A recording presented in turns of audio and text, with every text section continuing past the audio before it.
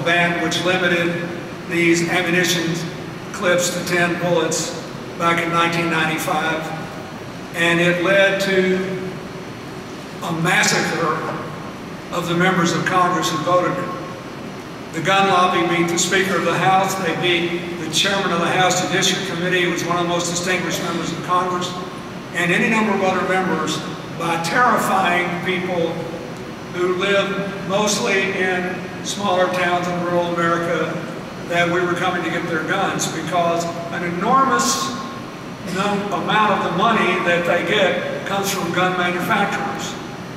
So that it's no longer even an argument about whether you have a right to keep and bear arms at home in self-defense, or whether you need weapons for sports shooting or hunting. Nobody even seriously considers that. Now the argument is, if everybody just had a gun everywhere, nothing bad would happen. Now we say that even though the gun death rate in America is 6 times, 10 times, 20 times more than the average of virtually every other OECD country. Chile is the next highest because a lot of people have guns. And I grew up in this hunting culture, but this is nuts. Why does anybody need a 30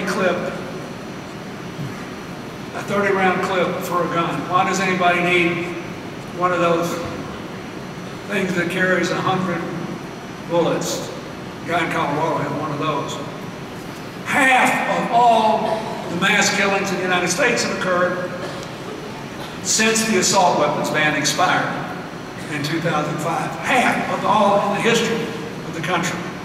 So I hope that former Congresswoman Gabby Giffords and other people who have stepped up after the Newtown tragedy will have some impact on that. Do there need to be some home guards in some schools where there's a high crime rate and the kids themselves may take weapons to school? Absolutely. But it is not an excuse not to deal with this issue.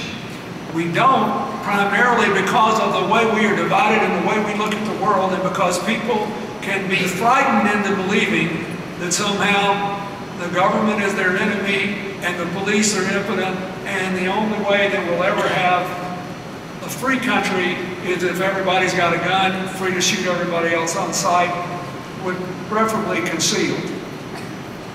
And it is an example of the kinds of divisions that threaten the modern world. Is our diversity going to be a source of division or strength? Will we look at each other as adversaries or opportunities?